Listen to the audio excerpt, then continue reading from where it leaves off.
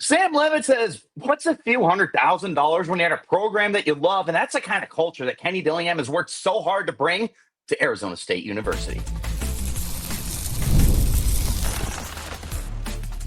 You are Locked On Sun Devils, your daily podcast on the Arizona State Sun Devils. Part of the Locked On Podcast Network, your team every day. Welcome back to the Locked On Sun Devils podcast, part of the Locked On Podcast Network, your team every day. My name is Richie Bradshaw, your expert for all things Arizona State Sun Devils, from the gridiron to the hardwood and everything in between. Today's episode is brought to you by our friends over at Monarch Money. Take control of your finances with Monarch Money. Use the code LOCKEDONCollege at monarchmoney.com for 50% off your first year. Sam Levitt, what's a few $100,000? Who says that? How did Kenny Dillingham build that culture? What's recruiting going to look like? That's all coming up on today's show. What's a few $100,000, he says. In a direct quote. We'll get there in a second. Oh my gosh, who says that? That's crazy. And it's special. And I'm here to tell you that if you don't understand the gravity of how special that is, I need you to understand, because you don't hear that today. In today's college world, football, basketball, baseball, softball, all of it. In today's college athletics world, where NIL is commanding everything, right, wrong, or indifferent, and it's here to stay. I know we've got all sorts of stuff that's coming around the corner that should make it a lot better. And my friend Spencer McLaughlin over at Locked On College Football is constantly breaking that down. So if you haven't checked that out, make that your second listen of the day. I'm an everydayer. Speaking of which, thanks to all of you everydayers who are here every day. But you're talking about a world where NIL just drives everything. You've got these kids who are coming out of high school, and these programs are offering them hundreds of thousands of dollars. Some of these kids are getting offered millions of dollars. Hey, come play for my program. I want you to come to X university, and we're going to give you X amount of dollars, and we're going to contend, and we're going to get you ready for the pros and all that good stuff. You're a 16, 17, 18-year-old kid. You can't say no to that. Look, you can feel however you want about NIL, and it is completely valid. If you don't like NIL, I'm not going to sit here and tell you you're wrong, because there's a lot wrong with current NIL. Like, you can't look at the way things are going right now and agree with it. You can agree with paying players, and that's where I'm at. But I can't get behind paying these kids to come to their program. I've talked many times before about my image and how I believe NIL should work. It's name, image, likeness, right? So we should be promoting local businesses. We should be doing charity events and stuff like that. Having ways to get your community, get your fan base, the students at the university, the alumni and everything, to just buy into the program, literally and figuratively. That's what NIL should be. Not a university and not boosters, certainly, offering you hundreds of thousands and millions of dollars to come play for you. I have a problem with that stuff. So Sam Levitt over the weekend, I'll get off my soapbox right there. Sam Levitt over the weekend had a charity event, and he donated, I want to say like $15,000. It might have been $150,000. I know it was 1.5. I just don't remember how many zeros they were, to the Pat Tillman Foundation, which is just incredible. It's a great foundation to invest your dollars in. If you've got anything that's burning a hole in your wallet and you're looking to put it somewhere great, put it to the Pat Tillman Foundation. But Sam Levitt understands how important that is to the community, how important it is to Sun Devil fans and everything like that. And he bids that money in there, and he holds this not like a youth camp. It's just an event for kids to come out, hang out, have a good time. Jordan Tyson is there. And at the end of it, he sits down and talks to some media people. And one of the questions that he is asked is, hey, Sam, why stay here? Why stay at Arizona State? We know, not we assume, we know that other colleges were calling you. I don't know who was calling them, but I can tell you that it was probably universities that can outbid Arizona State. Why would you stay here? Why would you and Jordan Tyson, who we know they were a package deal, stay here. Why stay at Arizona State? You can go to another university and get paid more money. And here's what he had to say. Direct quote. Here it is. Sam Levitt, in response to that question, said, "Why would you not want to be in a situation where you know exactly what's going on? You know what you're going to get. Then you're playing at Arizona State at a great team. Who cares if you get paid a couple $100,000 more less when you're going to have a shot to go play in the NFL and make 10 times more money?" Perfect. Bigger picture. Why worry about that when you're in a situation that you love, and you're certainly in a situation that's going to get you ready for the next level? There's bigger picture here is these kids are getting offered tons of money, but you got to go somewhere that you love. And if your goal is to get to the next level, you need to go to a place that's going to get you ready for the next level. And ASU is a place that can get you there. We've seen some great football players come out of Arizona State University. In recent years, it's been a little more difficult, but there's a lot of Hall of Famers that have come from Arizona State University in the Pro Football Hall of Fame. They're like in the top 5 most Hall of Famers to come out of a program. It's not a place that you can't get there. And Kenny Dillingham can certainly get there. And yet here Sam Levitt is echoing that opinion. Why would I go somewhere else? What's a few $100,000? What's a few $100,000? Who cares? That blows my mind. I can't wrap my head around that. Someone offers me a few $100,000, I might sell my soul. You know, my house is pretty expensive. I am struggling to afford being able to buy my Dr. Pepper addiction and being able to support my chocolate milk addiction and my addiction to buying my dog a new toy every time I go to the store. It'd be nice to have a few $100,000 in my bank account. And certainly if I'm a college kid, but bigger picture. There are some things that are just more important for these kids. And a lot of it comes down to a culture building standpoint, which is coming up next on the show, and we'll get there. But think about how rare this is. Again, you're in a world where NIL is driving almost every decision that gets made with collegiate sports. I mean, it's a huge, huge deal. It's not everything. You do have players like Sam Levitt who are just more interested in getting prepared for the next level or are more interested in playing for a good team. He said that in there. I hope he didn't overlook it, where he said, then you're playing at Arizona State at a great team. He made that a point for a reason. It's not just Arizona State can get me to the next level. He loves the team. He has said this on several occasions, by the way. This isn't just, camera talk and, someone asked me a question, how do I look good? I'm at a charity event. I want to say something that's going to get me good press. No, because we've heard this time and time and time and time and time and time and time again. And Sam Levitt just stays on business. He stands on business. That's so rare. Take into example the Bryce Underwood situation. Now, if you're not aware, Bryce Underwood is the #1 recruit for the incoming 2025 high school cycle. He's a quarterback. He's really, really good. He had been committed to the LSU Tigers football program for almost a year. Like, I want to say he had committed in January of 2024. And he shut down his recruitment. Shut it down. He had to wait until December for National Signing Day. And he shut down his recruitment. He said, yep, I'm not interested. I'm going to LSU. I'm a Tiger. Go Tigers. All that good stuff.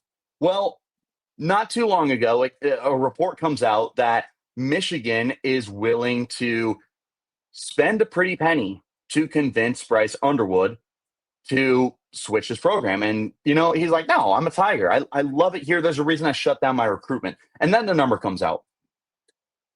$12 million. 1200000. $12 million from the University of Michigan. I mean, that's more than some NFL players are getting paid. Yeah, he flipped his commitment. You can think whatever you want. You can talk about no loyalty, anything like that. And I don't necessarily disagree with you. But I challenge you with this. If someone offered you $12 million to go from one place that you absolutely love to another place, at a minimum, you're thinking about it. And I'm willing to bet that 99 out of 100 of you, if you are offered $12 million to go somewhere else, whatever that situation may be, yeah, you're taking that. That is generational wealth. That is life-changing wealth. You can't blame a 16, 17, 18-year-old kid for making a decision to go somewhere else based off of that kind of money. You can think whatever you want. It's $12 million, regardless of your opinion on NIL. Like, just throw it out because I'm with you. I am. $12 million is what you're talking about. That's a huge difference. That's a massive difference. And that number means something to kids, especially some kids who need that money for their families or need that money to pay off any kind of debt that they might be into. I think that's another thing that really gets overlooked. How often do you see these kids get that money and then they buy their mom a new car? And then they pay off a mortgage for their grandparents' house? Stuff like that. But we're so focused on the dollars and cents of it that we don't understand the bigger picture is some of these kids need that money. It's a big deal for them. My problem with it is I don't like the philosophy of buying players. That bothers me. It really bothers me. Like the Los Angeles Dodgers can buy a team because there's no salary cap. You pay the luxury tax and everything like that. I have a problem with that. They have a hard salary cap in the NFL. It holds things back a little bit. That's more fair. But then you have college where there are no regulations with that stuff. There's no luxury tax. There's no contracts. There's no salary cap or anything. So now the NIL is open and available for you to bid for players. You can do it. And I have a problem with that. These are lessons you should not be teaching to these kids. And these are lessons that should not be taught to the entirety of the country. For anyone to look and go, well, there you go. You can pay for a kid. Because we had a problem with that 20 years ago with Alabama buying kids, with USC buying kids, with Ohio State buying kids. But now it's out in the open and it's fine to do. So it is what it is. But again, Sam Levitt saying what's a couple $100,000? What's a few $100,000? $100,000 to stay where you're at. Because I promise you, if Georgia called, Georgia can offer him more money. If Ohio State called, Ohio State can offer more money. If Miami called, they can offer him more money. And yet Sam Levitt is still here. Don't get me wrong, ASU can pay. They can't pay that. They certainly can't pay that. If Michigan called Sam Levitt and offered him $12 million, I don't know if anyone is turning that down. But instead, Sam Levitt is focused on the future. He's thinking long term when he talks about this. He's thinking about how much he cares and loves this program. He's talking about the grand scheme of things. He is thinking so much more about his future than his present, and that's rare. And again, you can't blame some of these kids. Someone calls and offers you $12 million, you're taking it. I don't care who you are. And if you say you don't, you're lying. Or you just have the best morals in the world. You're certainly better than me, but it's special what we just heard from Sam Levitt. And so much of it comes from the culture that Kenny Dillingham is building. My biggest question is, how has he managed to build it?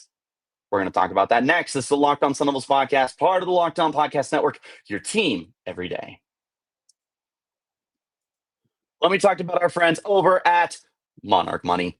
If you ever check your bank account, you go, where did my money go? Well, between dining out, online shopping, entertainment, all that good stuff, it's easy to lose track. But that's where Monarch Money comes in, your personal CFO, giving you full visibility and control over your finances. Monarch Money isn't just a budgeting app. It's a complete financial command center for yourself. You can check all your accounts. You can track your investing. You can spend all in one place. Make sure it's all right in front of you. Stop managing your money. Start building wealth. When I started using Monarch Money, I did not realize how much money I was spending on food delivery. And shame on me, I got to start packing a lunch because those $20, $25 bills start adding up after a while. And, I need help budgeting, and that's what Monarch Money helps me out with. Instead of juggling multiple apps, I can use Monarch Money to check all my finances in one spot. I can track my spending. I can plan long-term goals. If you and your partner have multiple accounts, you can track those together. Shared accounts, personal accounts, set goals, all on the same page without any of the stress. Take control of your finances with Monarch Money. Use code LOCKEDONCollege at monarchmoney.com for 50% off your first order. That's monarchmoney.com, code LOCKEDONCollege, and get half off your first year. Thanks as always for tuning in to Locked On Sun Devils to make us your first listen of the day. A shout out to my everydayers who are here every day. How has Kenny Dillingham built up this program to be what it is? Well, I'm going to tell you because it is very, very simple. It's honesty.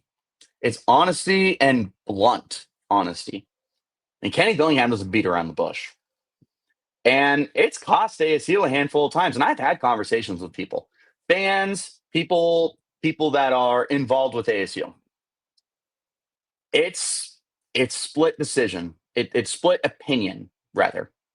Some people love it. And some people don't understand why he's doing it. I mean, Kenny Dillingham had this in place when he first got started. Here's what it is. Kenny Dillingham told these kids, hey, when you commit to Arizona State University, your word is your word. You are committed here. You're not going anywhere else. And you can take offers. That's fine. Team's still going to offer you. Program's still going to offer you. School's going to offer you. And you can thank them for it. There's a player who's been getting a lot of offers. And we're going to talk about him later on the show. And some fans have been kind of rubbed the wrong way that he's announcing when he gets the offers. But there is a difference. And it's that he is not taking the visits. That's the rule. That's the one thing Kenny Dillingham says. Look, if you're committing, you don't take a visit. Because think about it like this. How many kids have visited Arizona State in the past month? A lot. Almost 30 kids have visited Arizona State within the last 30 days. That's crazy. A lot of four-star kids, by the way. A lot of really high four-star kids. The kids that, like, remember, ASU can't recruit and ASU can't contend with X, Y, and Z teams because they don't have the NFL talent. Well, here's the NFL talent. They're coming in and they're listening and they're committing to Arizona State University. Kenny's an honest person. And Sam said himself that he's honest. He's going to tell you what it is, and it has trickled down to the coaching staff. That's just the way that he has built this. It's the culture. How many times we heard that? It's borderline a stereotype at this point. We hear the culture at ASU. I love the culture. I love what they're building. And I love it, but like you almost have to laugh at a certain point in time where it's like, oh my God, of course it's the culture. Can you talk about the fans? Can you talk about how cool Mountain America Stadium is? How Sparky's the best mascot? How much you love Mill Avenue? Come on, tell me something that's not the culture. You're not complaining about it. It's just funny. But it really speaks to how true it is. That it's not just Sam Levitt saying this. We've heard this constantly. Look how much of the team is back. Almost the entire two-deep depth chart is back. Not including players who ran out of eligibility like Cam Scadaboo, Shamari Simmons, Jeff Clark, Caleb McCullough, Lee Fotanu. Like, it doesn't include those guys because they're out of eligibility. But yeah, look at the rest of the guys. Guys who didn't even get on the field, it didn't play a snap. Maybe guys who got demoted or got less playing time down the stretch. They didn't transfer. They're still here. And it's good players that are here. It's NFL players that are still here. It's guys that are going to be full-time starters or inherit starting roles that are still at Arizona State University. And they could have gone other places, but they're staying here because of that culture. And it's how Kenny Dillingham has established it. And again, how do you do it? It's as simple as this. It's just honesty. Kenny Dillingham doesn't mince words. He's going to tell these kids exactly how it is, and it's not talk is cheap with Kenny. It's not. A few really big examples we're going to talk about a little later on the show. But you've had kids that have committed and then decommitted within weeks, within months. It happens to every team. It does. But the common denominator, especially with the big commits that ASU has lost, is that they wanted to take other visits, and Kenny said, nope, you gave me your word. So you can take that visit, that's fine, but you're not playing at Arizona State University. And they mutually part ways. He doesn't make false promises, and he tells it like it is. You remember Jaden Rashada? Yeah, not a popular name with ASU fans. Rightfully so. What a situation that was. But you remember Jaden Rashada. You remember the whole saga with him. It was the NIL. It was the almighty dollar. That green, that's what he wanted. That was a huge deal for him. That's why he committed to Miami and then flipped to Florida because Florida offered him big bucks. And then Florida was puffing out their chests and they were lying. So he backed out of them and he came to Arizona State. And then he left Arizona State, went to Georgia, left Georgia. Now he's at Sacramento State. Like, it's been an insane, you need a Venn diagram to keep track of everything that's been going on with the Jaden Rashada saga. But I want to go back to Florida. He committed to Florida because they offered him some big time money. I don't remember the number. I want to say it was like $11 million. Like, it was something ridiculous. It was a ridiculous amount of money. It was in the millions. Yeah, like I said for Bryce Underwood, money talks at some point. Yeah, I'm going to commit to your program. You just offered me $1 million, $3 million, $5 million, $11 million. Heck yeah, dude, let's go. Gator Chomp, Roll Tide, go Buckeyes. Oh, IO. Like, yeah, 100% I'm doing that. But they were puffing their chest out and they lied, and Rashada backed out of that. So where could he go? Well, I feel like there's a lot of places. You know, Ohio State's got a lot of money. Georgia has a lot of money. Alabama has a lot of money. USC has a lot of money. There's a lot of programs. And yet, here's Arizona State. Man, they just created their NIL like a year ago. Sun Angel Collective. They just made that. There's not a lot of money coming out of that either. I mean, that's a small NIL. And they are really going to have to take their time to build that up. They're still building it up, by the way. It is May of 2025, and we are still a long ways off from where we need to get. So why does Jaden Rashada commit to Arizona State if the money's not there? Well, part of it's because he loves Kenny Dillingham. Kenny Dillingham had been recruiting him back when Kenny was at Florida State, and then recruited him when he was at Oregon. I mean, there is a connection between those two. But NIL is a big deal for Jaden Rashada. And it's a big deal for a lot of kids, not just him. This is not a singular incident.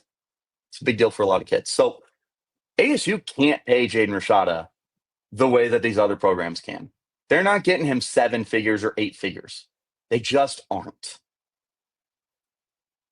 Kenny Dillingham tells him that. He's like, look, man, we can't pay you. You come to this program, you're going to have to earn it.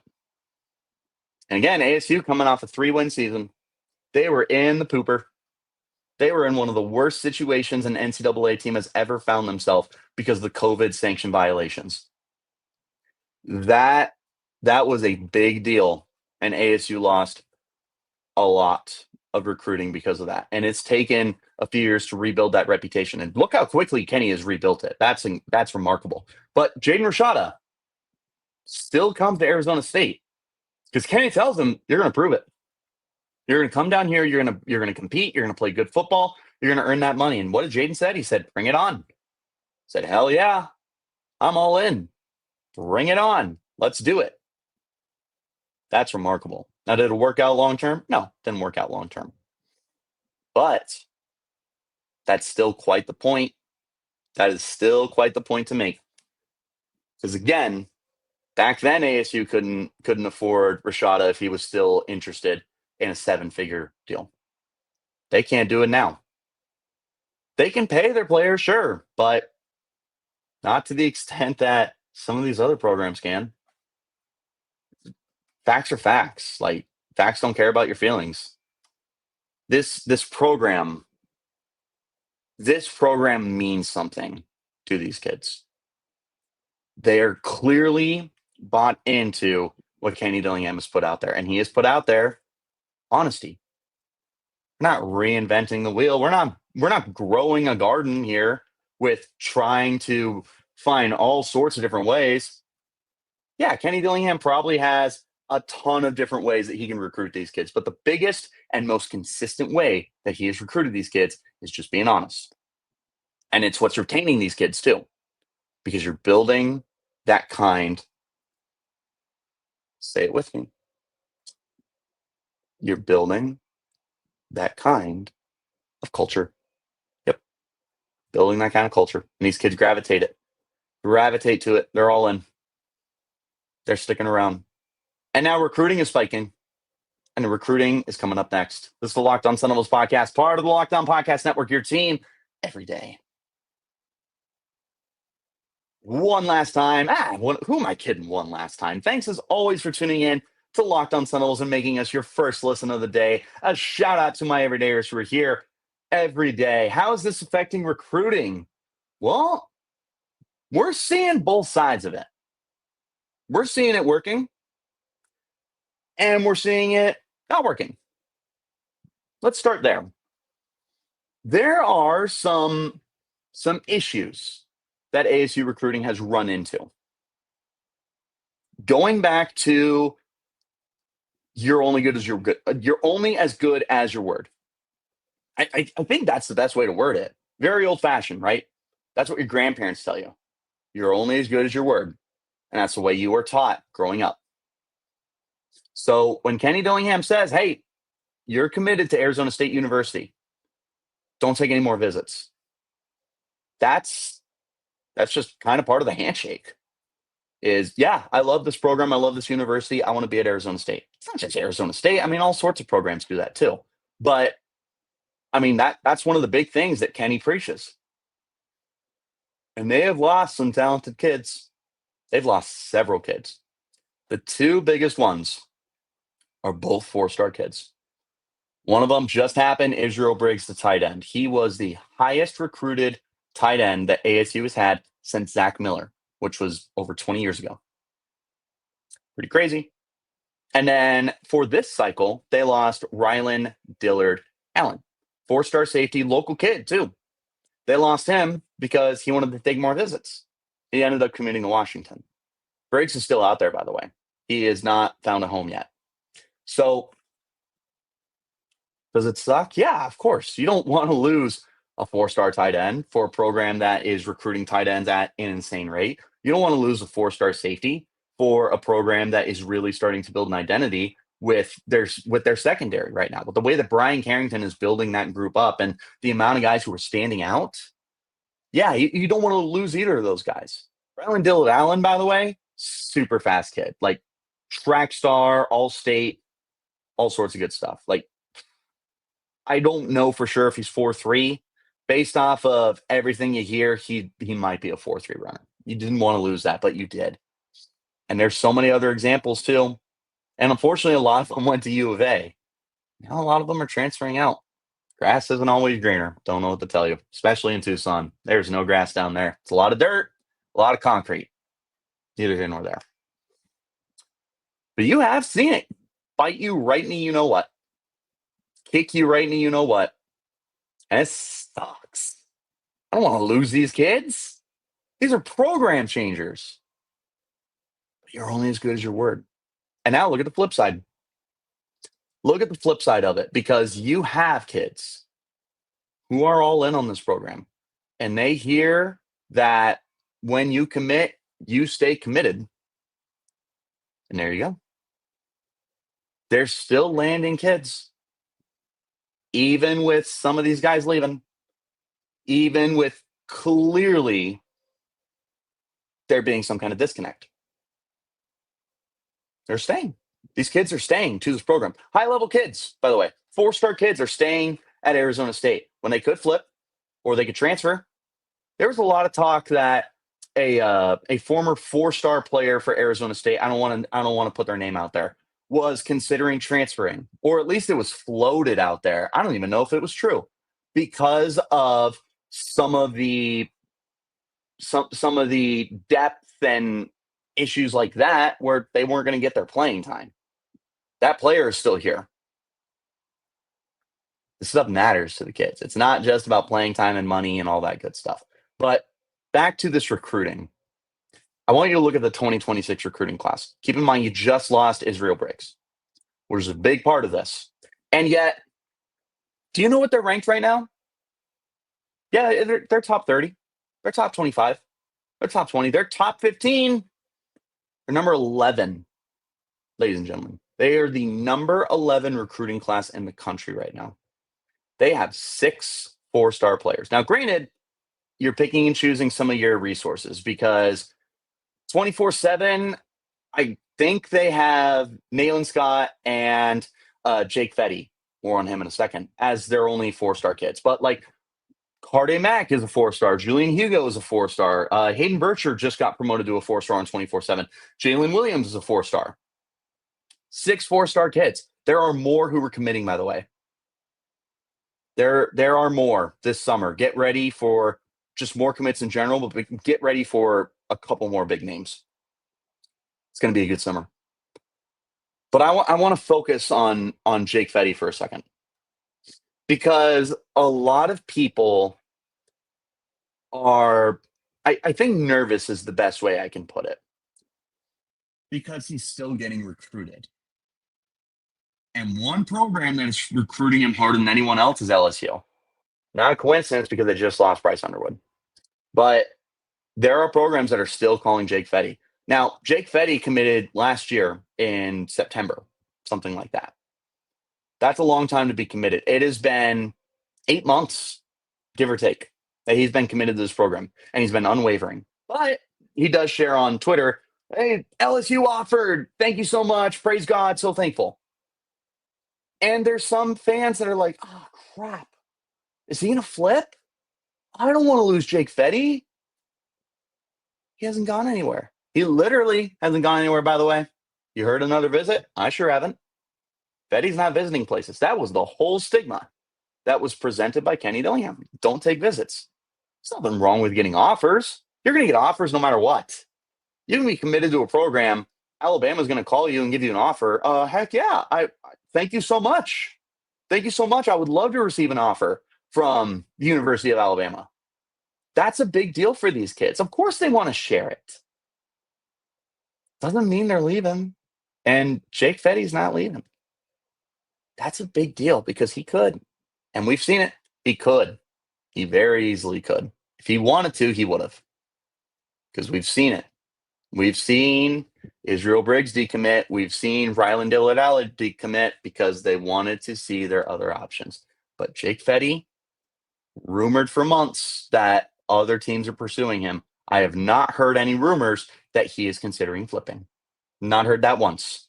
I hear LSU is pursuing him hard. I hear XYZ team is pursuing him hard. I've not heard once that Fette is considering visiting their programs or flipping his commitment. Now, someone offers him $12 million. Yeah, all bets are off, just like it was for Bryce Underwood. It's not impossible.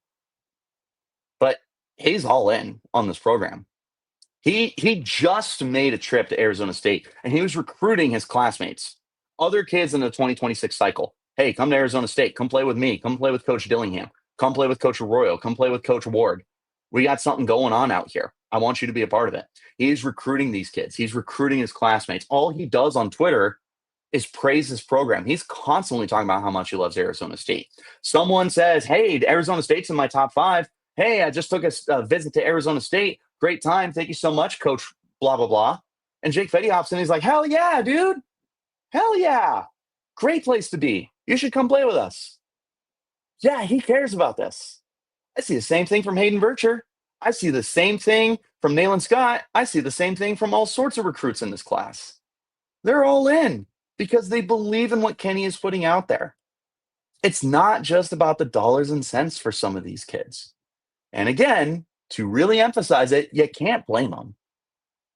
You're offered millions of dollars. You're foolish if you don't at least think about it.